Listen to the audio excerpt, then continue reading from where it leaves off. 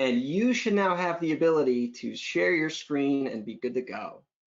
And I'll be here to facilitate. You're gonna do questions at the end, right? Yeah. Cool. I'll keep track of your questions for you, and you can go ahead and get started. We're right at time, so have fun. Oh, sweet. All right. Cool. Is the angle okay? Cool. Yeah, it looks great. Cool. Well, thanks. Definitely thanks for having me. Let me minimize this. Sorry, I just need to minimize this. Thank you. Awesome. Cool. We're good to go. Awesome. Well, yeah. Thanks for having me. Thanks, GRIMM for putting this on. Definitely was excited to hear about this. Definitely even more excited to participate. It's always great to work with something that like you definitely feel like passionate about. Of course, we all feel passionate about like security, but also seeing a company that really takes security seriously and does a lot of awesome work. Yeah, so who am I? My name is Oshea Bownes. I'm the founder and CEO of Null Hat Security. I'm also the technical security manager at DraftKings here in Boston. I founded a conference called SkiCon, started a podcast. So I do a lot of weird things and mostly working in security, even when I'm not actually working in security. Yeah, if you're ever around Boston, you can likely find me around either Boston Security Meetup or DC 617. Do stuff at ISSA. Just became the official trainer for Blacks in Cyber, and then cybersecurity nonprofit. I'm on their board. So why the title? Something that I've noticed, and I think it was actually in the previous slide, is I spend a lot of my time mostly in security operations.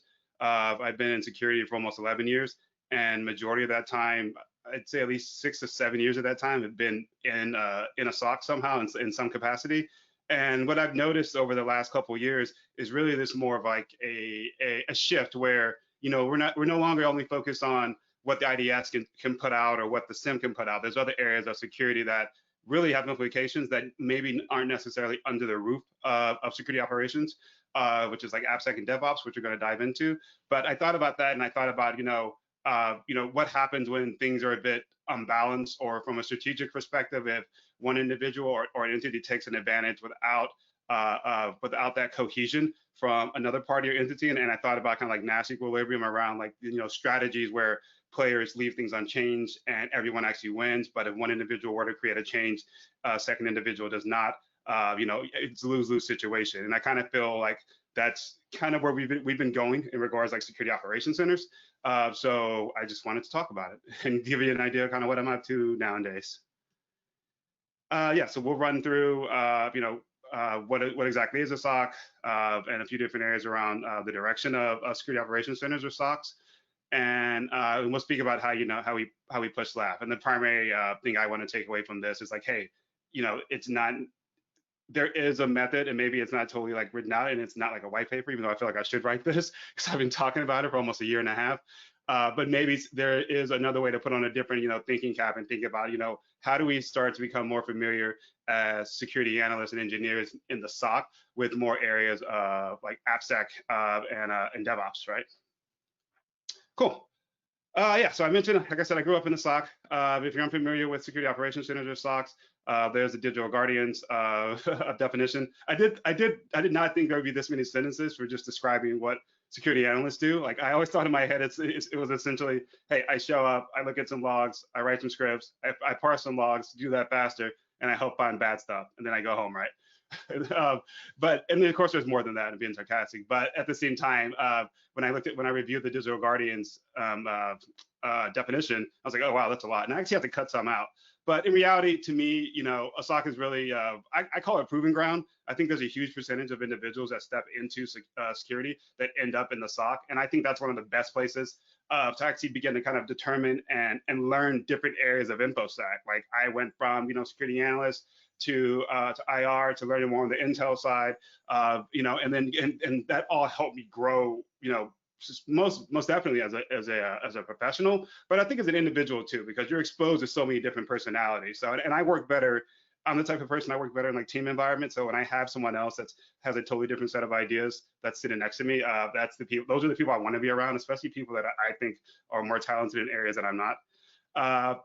And moving down from the SOC explanation, I think all joking aside, at the end of the day, yes, it is like a serious role. But but what makes up entity, or what makes up this this mesh of weirdos that are all working together. It's really people. It really comes down to people, processes, and technology, right? Like you got great people, you got strong processes, but you got really awesome tech. Sometimes you're on the low ball that you don't have the best tech in the world, but you have the people in the processes, so you don't have to spend that $300,000 on a sim if you got 4 or 5 individuals that are really passionate and curious that can build out really awesome things leveraging like open source tools. I've been on both sides. I guess I'm kind of in the middle. Money doesn't solve all problems, but it definitely makes you forget about your bad problems, I guess, if you want to look at it that way.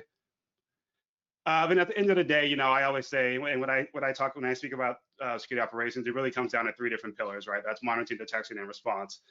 We're all familiar with the monitoring aspect, right? That comes down to logging. I kind of am one of those weirdos and kind of a log freak, so I hamper down on like, do you have an idea of what you're collecting, why you're collecting it, right? Like, if you have Linux and Windows boxes, like, what are you actively doing to leverage and make best of what you can actually obtain? That's I would say majority of the times, at least from an IR perspective, the times I have been called in, it's not as if they weren't collecting logs, or it wasn't as if they were totally just like abject, just turned off the switch in regards to their collection.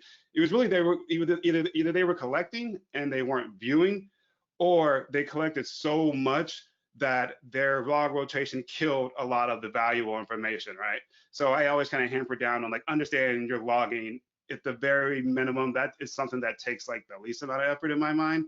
Managing your tools and creating more scripts for maybe like forensic collections and artifact gathering. Yeah, that's stuff that takes a bit more time and a bit more experience and skill and technique. But at the minimum, when you actually understand your logging, I think that always puts you ahead. Like, I teach that all the time, like, know your logs. So where did the SOC go wrong?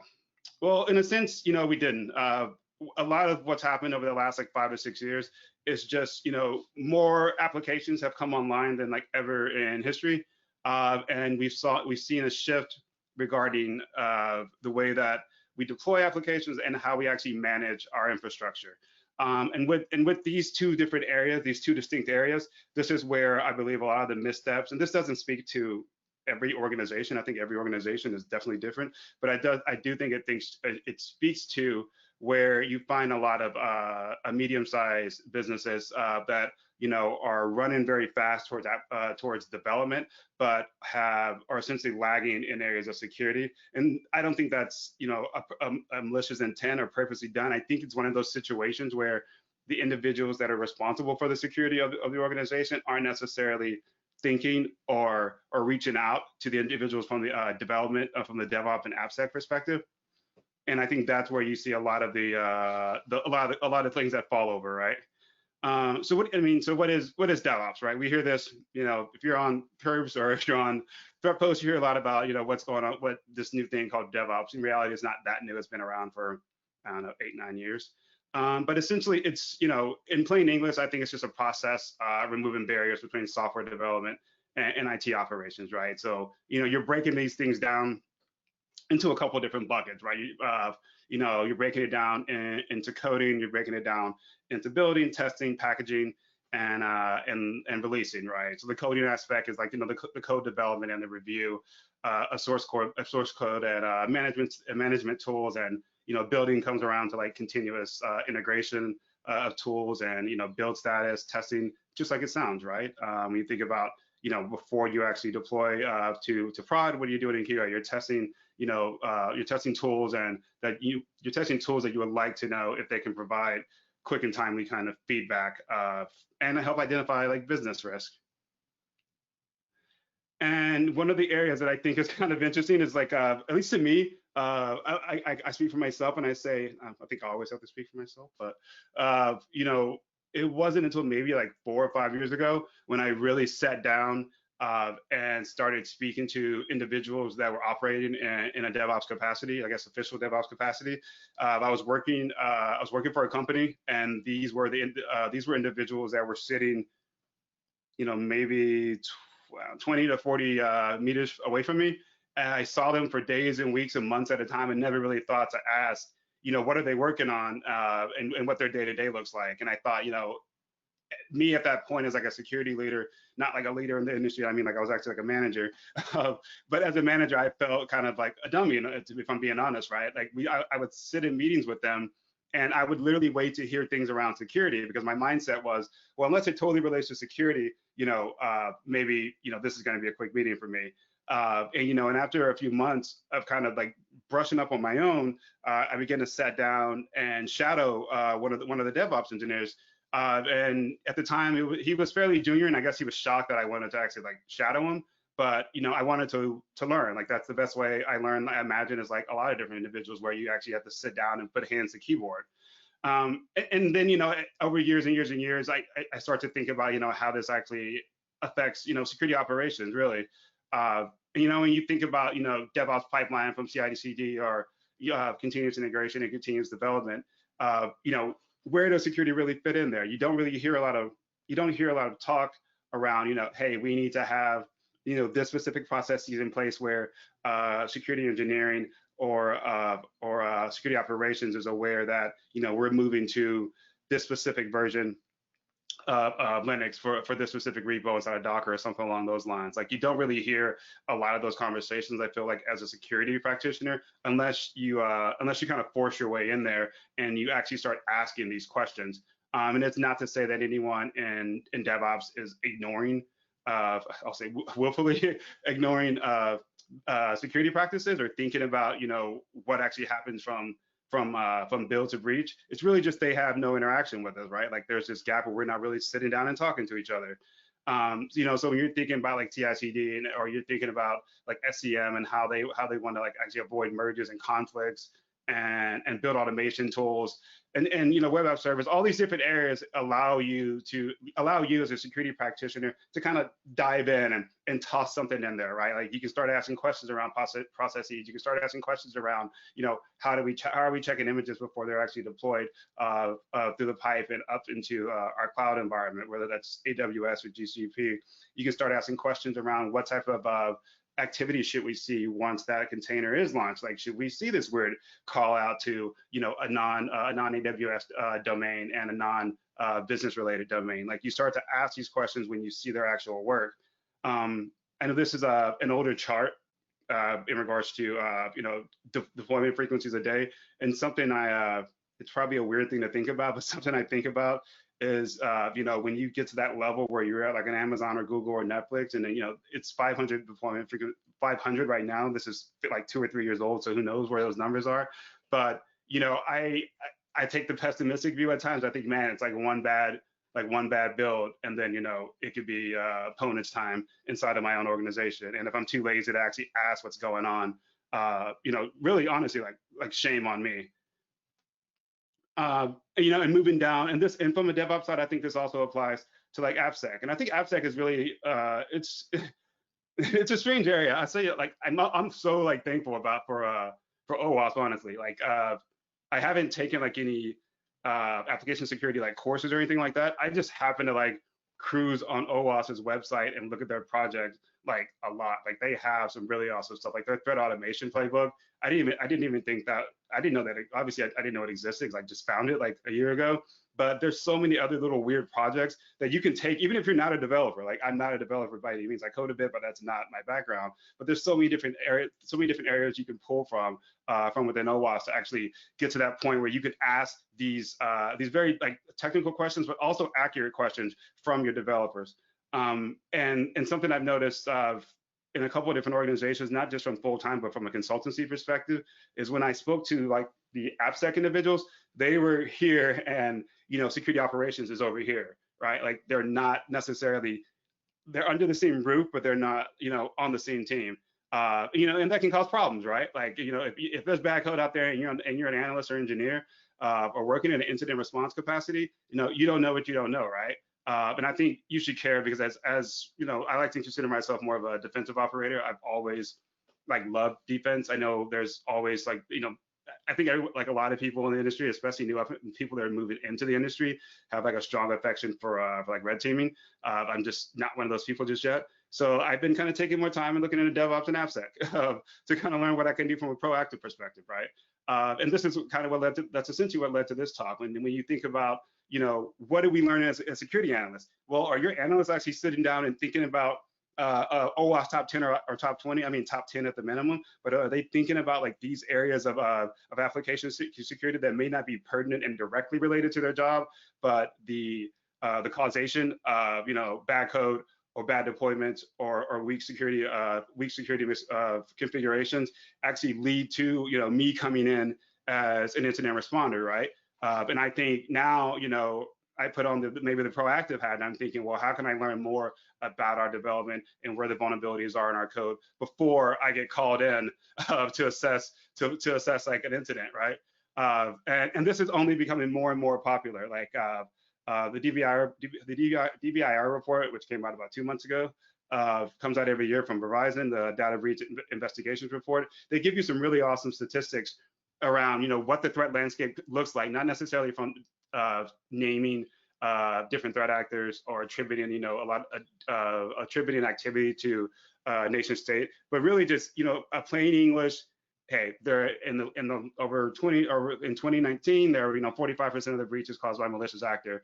Something I do think is actually kind of interesting, which is telling of where the threat landscape is actually moving towards, is you're seeing this high spike in percentage of crimes or cybercrime that's happening specifically by organized crime, right? So there's no longer, the mob breaking kneecaps because, the Jets quarterback didn't cover the spread, and now you can't pay up.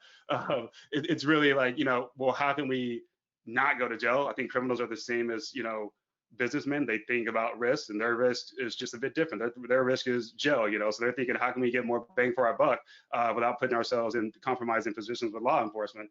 And hiring some hackers could potentially get you there, right? And moving into like, thinking about what can I do as an individual inside of security operations. And this kind of comes down to a few different responsibilities that are the base premises of what AppSec is, right? So, really understanding static code analysis and dynamic code analysis, threat modeling, and pen testing. I'm not saying that you need to become an expert in all of these. What I am saying is, with the amount of resources that are out there that are like free and that allow you to learn, start to pick apart a few of these. Give yourself, 3 months to kind of walk through each one of these and try to undertake these, right? So from a DAS perspective, you're looking at dynamic application security tools, which is really looking at the results, reviewing the results of applications that are ran and looking for activity. Looking for vulnerabilities from the running application. From a static perspective, you're stepping through lines of code, and there's loads of tools out there that you can get for free to help you get there. And and then how do you bring this into a position where you can actually leverage it at work, right? All this stuff is great if you can read about static, if you can read about threat modeling, if you can read about DAS, but what do you do at work? So let's just take an example, right? So here's like a really simple little app that I built along with a friend of mine. I've been using it and leveraging this for application security testing and for pen testing. So I'm thinking about this from a defender's perspective. Me, a security analyst, well, what can I do with this? Okay, I need to understand what the app actually is. So what's that threat model? How does it take requests? Where are those API endpoints? What's the problem I need to solve? Well, we just spoke about some of the problems about 4 or 5 slides ago in regards to like static and dynamic analysis. Those are what that's what gets you to the point where you understand where those problems actually are. So taking the time to actually map out these steps. If you have an application security team that you can do this with, all the better, right? If not, you might be on your own and you have to leverage like Bone Hub or something along those lines to begin building this stuff out. And as you're moving into stage 2 of actually testing these things, so you have some craftily written application that you can use for testing, or maybe just ask the guys to spin you up something at work, or you leverage one of the free resources. You're thinking, okay, well, what is the life cycle from a vulnerability and exploit look like, right? I got to get down to the attack. The vulnerability is likely in the code, so how do I get to payload infection and attack? And is this real life? Yeah, in a sense, it's likely what attackers are doing to your environment, right? It's just not as simulated.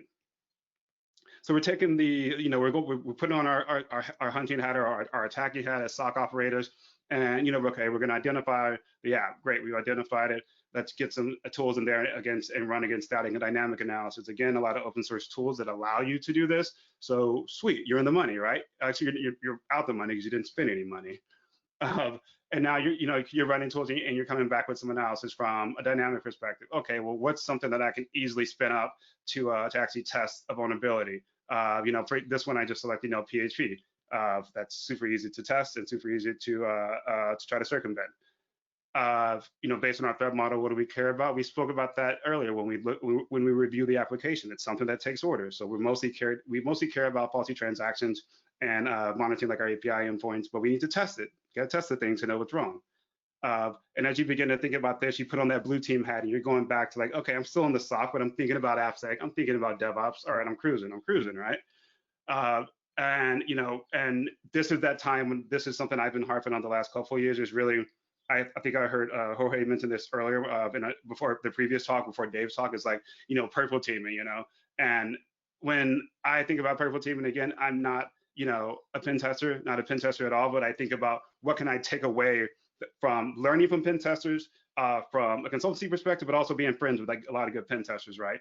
And something I learned that really does bother me is like we ask very little of a lot of pen testers. We ask them to get in, give us a report, and leave. I think that's a bit lazy. I think we need to, it's a waste of time in some ways, in my opinion, if you're not actually getting obtainable information that you can leverage to strengthen your security posture. So if they're only giving you the fix or vulnerability, that's great. But I really want to know, hey, is the way that we're actually deploying firewalls within GCP wrong or AWS wrong?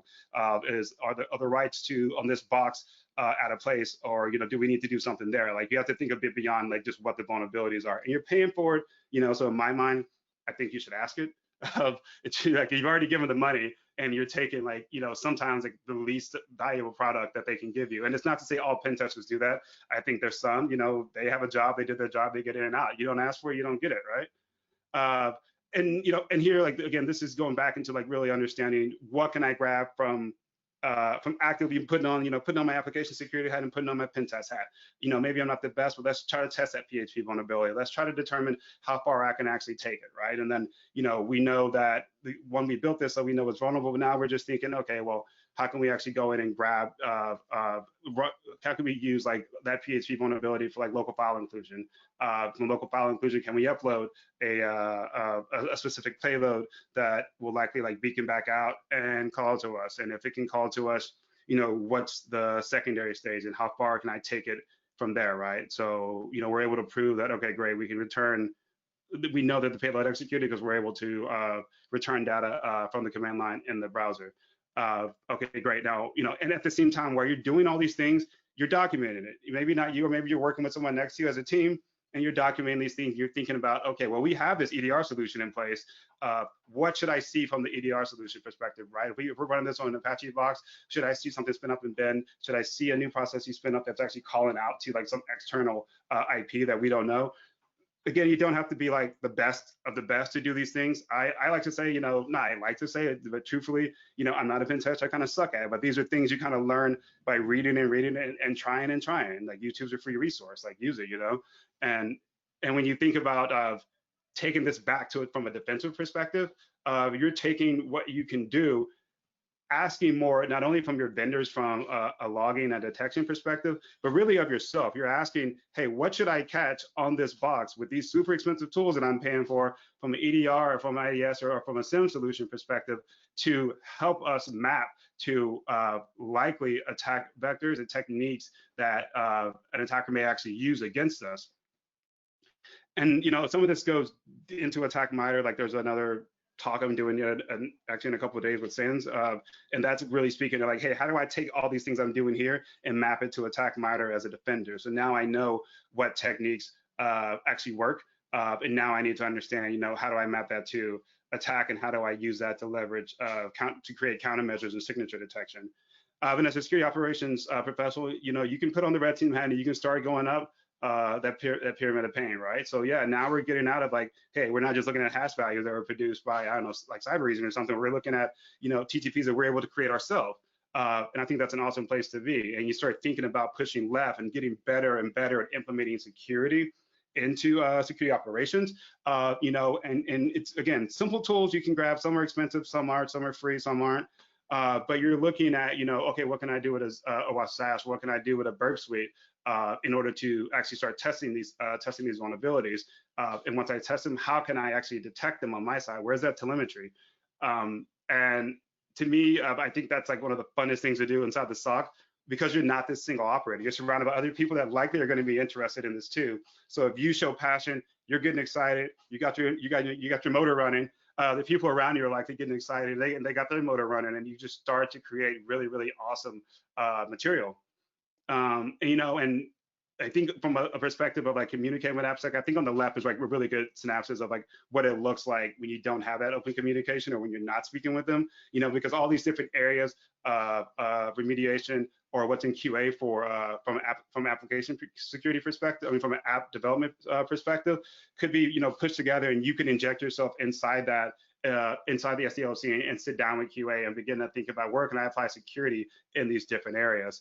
April Wright, who's also here in Boston, she wrote a really good book about this that I've been reading.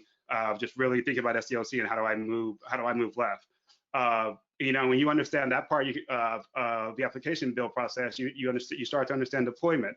And I wrote this slide out where really at its simplest, it's really thinking about what's the base image and what's the package or to push that code to a container, right? Like that's all you're really getting down to is 2 steps, start to finish. It doesn't matter what tool is actually in place. You can leverage anyone. You can leverage something to get you to the point where you actually can actually start running analysis and statistics against your deployments. And you're moving, and as you're going to the lab, you're thinking about golden images and golden pipelines. Golden image being one image that is clean that you can deploy at any given time as like a fallback. And if something fails, from a build perspective, it doesn't make it to prod, or that PR actually is rejected, right? Like you're thinking about ways to automatically test and validate security vulnerabilities, all that stuff that we just walked through. You're thinking about how you incorporate that into your build process to keep you safe and jump ahead of things. And another area which, we don't have time to go into right now, but from a repo management perspective, one of the things I always try to advocate for is like, scanning of your repos, looking for those hard-coded access keys and tokens. There's a lot of tools out there that can help you with that. You have Bitbot, Veracode, and GitRob, sorry. And then, again, the simplest picture of going from start to deploy is, if something doesn't equate to the standard process from a security perspective, then you need to break it, kind of like plain and simple. You're going to get into some fights about this, so this is why I suggest going back and looking at those areas around DevOps and AppSec and starting to learn these things and ask questions, so you can get to this point where as a incident responder and as a security practitioner, you're breaking the build before you're called in to remediate things. And this is just, a quick little run through of like, moving from start to finish, like what that actually looks like. So from dev QA to pre-prod, going back, and then, having a panda throw a computer at you, then moving into production. So in conclusion, what I recommend as a security practitioner, getting yourself out there, learning more, start asking questions around DevOps, start asking questions around AppSec. And I know I'm out of time. So any questions?